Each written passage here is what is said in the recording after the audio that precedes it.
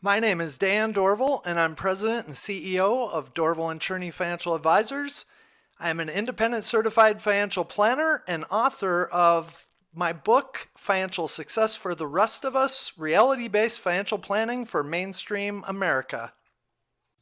Hi, my name is Leah Woodley. I'm an associate financial advisor with Dorval and Chorne Financial Advisors. Our conversations discuss what it means to do quality of life planning in all areas of your life.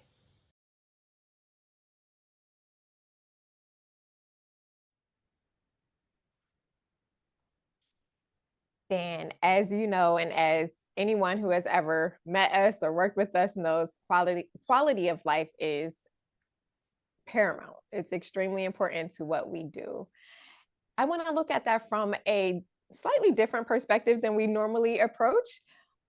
How do you view quality of life when it comes to self-care? What things are you doing to improve your quality of life through self-care? Yeah, that's a great question because, we do quality of life planning for all of our clients, but, in most cases, that's coming from obviously a financial perspective more than anything else. And when we talk about self-care, that's a hot button issue right now for a lot of people. How do you juggle work and life and kids and all these different things? And so for me, the other challenge I have is you throw on top of that, I have an inflammatory condition called ankylosing spondylitis. And so self-care for me is not so much a optional thing. It's a mandatory, I have to deal with it all day, every day. And there's a whole bunch of things that I do for self-care. Number one, I'll tell you, is I'm an incredible sleeper. So I'm an Olympic level sleeper, and I will invest money to do things like sleep well. So I have a sleep number bed. I have an incredibly weird setting on that, and that's what allows me to get, a really good night's sleep. I get up very early in the morning. It's actually my favorite time of day. I've done that ever since we had our first kid, and I would get up when they would feed, and it was 4:30 in the morning. So I love to do that as well, but I do get a good night's sleep before that. And then one of the biggest things I do is unique in that I learned a long time ago to make a certain smoothie. I just call them NutriBullets because I make them with a NutriBullet. But that smoothie has a whole bunch of stuff in it that for me personally, it just does incredible things for hydration, for nutrition. It's great for maintaining weight. And so I really focus a lot on stretching. So I don't do a lot of exercising. I walk a lot. And all of these things are important priorities in my day. So when I'm scheduling, if I know I've got a bunch of meetings, I have to put around that how I'm going to deal with, self-care. So it's a critically important thing for me. And I know you also have some of those same types of challenges in your life, and you've got younger kids to juggle. How do you take care of family and take care of yourself at the same time? It takes intentionality. It's something that I have to sometimes even schedule into my day to make sure that I am prioritizing taking care of myself. Like you, I do have a health condition where I need to make sure I'm eating the right things. Need to make sure my stress is down, because even stress can trigger that condition. So, like you, I prioritize sleeping. I am very adamant about at least getting 8 hours of sleep. There is one day a week where I will sleep as long as I need to, even if that's beyond 8 hours. I definitely take that time to rest. I also, like you with the smoothies, I do smoothies every day. That is something that is extremely important for my condition and just overall health. So I make sure I'm getting all the nutrients and stuff I need in that smoothie. I also, like you, prioritize, well, I exercise. So I'm doing a couch to 5K run.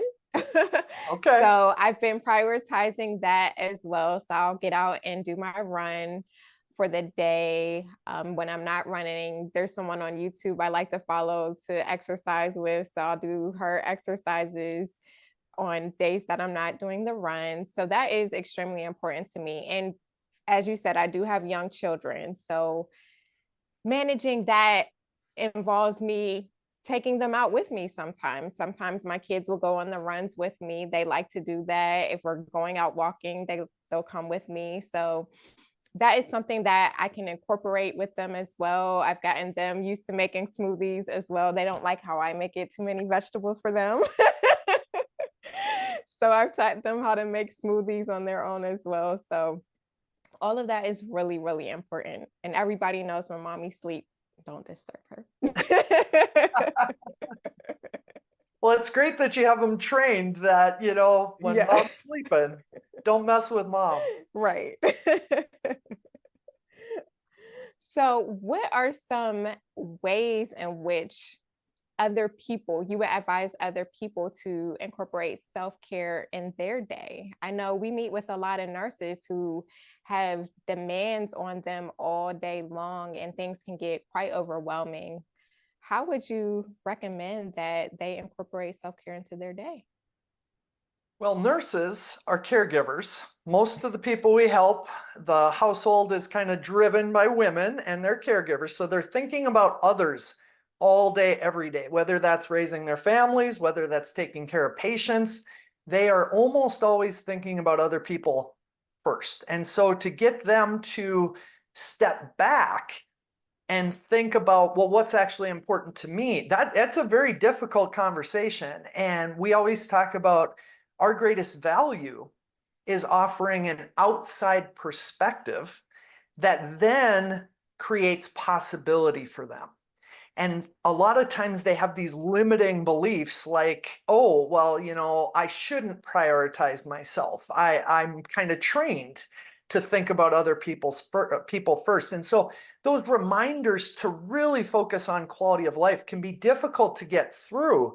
But as we talk to them and start to, maybe offer that different perspective and say, hey, would it be possible for you to maybe cut back at work, maybe change your schedule a little bit, maybe do something that is less stressful, especially as you prepare for retirement. And then finally, of course, this idea that when they're ready, and it really should be when they're ready, not when their friends, family, social media, or anybody else tells them they should retire.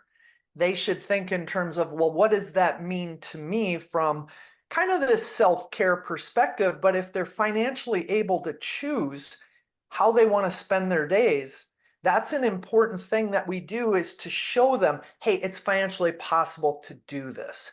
And for many of them, it's a revelation. Like they just had no idea that they could choose to maybe cut back or maybe retire or maybe do something completely different with their lives.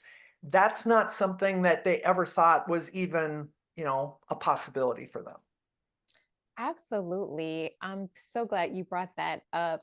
I remember there was a nurse who you met with recently who was interested in gardening. She wanted to buy a new home and be able to garden. And even just taking in our hobbies is a form of self care, having that ability to take in. I know you love to fish. So I don't know if you view that as a form of self care, but I know for me, that is one thing that I like to prioritize, things that I like to do outside of work, like gardening and baking, things like that, doing creative things. So I think hobbies can also be a form of self care and a form of improving our quality of life. Well, and in many cases, those hobbies or other things, it's important to involve other people. Because I think in today's world, it's just so easy to feel isolated. You go through your day, it's hard to connect with other people because maybe you're on social media, but then, you're at work and then you go right from work right into all the tasks of our busy daily lives. And you might even be around other people, but I think there's like an epidemic of people who feel lonely around other people. And so, like you talking about even involving your kids in some of those things that are important to you, it's not, okay, Leah does this and my kids are over here. It's no, I can bring other people into the things that are important to me and help me do self care while still not feeling isolated. Absolutely. Developing that connection is so important. And I think even having that connection is a part of self-care as well, because we weren't designed to be isolated. We were designed to be among other people and in community, and just mentally and emotionally, that is a form of self-care. Well, and for me personally, we just became empty nesters this last year, and to fill that void of my kids' activities and all the things that we did that were more social, and now we don't have that automatic driver of activity. Honestly, for me personally, going to work and doing the type of work we do, that is a big part of my connection to other people. We have all of these incredibly meaningful conversations that can get, very intimate as far as understanding their biggest fears and their priorities and their motivations. And having those discussions is a great way for me to connect socially with people who then walk away and they feel more, satisfied and fulfilled and rewarded. And I just appreciate that ability so much, because when I was an engineer, we didn't have that option, as, Not at as all. you well know. Yes, So, not at all. for me, work is that connection. And for other people, maybe work doesn't provide that for them. I completely agree. It is a complete departure from the engineering world, where you're doing more things more in an isolated situation. But like you said, we do have the opportunity to share our stories and to hear other people's stories and to have that connection. It's really invaluable. Well, this was great. I hope that this helps someone prioritize self care. It is so critically important to our overall quality of life. Quality of life looks different for each and every person. And it's just great to be able to put our unique perspective on self care and quality of life. And I hope that someone can take action on prioritizing their self care. Well, and before we wrap up, I think your point there is so critical for most people in today's world, is that there's so much noise out there telling us you need to do this and you need to do this and you need to do this. And then we have like this fear of missing out. It's so difficult to have the confidence to be able to say, okay, I don't need to listen to all of that. I just don't need to listen to all of it. If you find something useful, wonderful, but it should be personally useful. And to step away and just say, this is what I need, not necessarily you, but this is Right. what I need. I think that's getting harder to do for most people. And we have all this information out there. It's great. But then if it just causes us to have anxiety and procrastinate, that's not helping us with our self care. Right.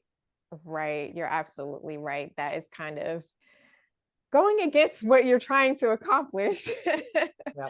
So, yeah, it is definitely important to take inventory of what is actually helping you and what means something to you, what is valuable to you. It is going to look different for each and every person.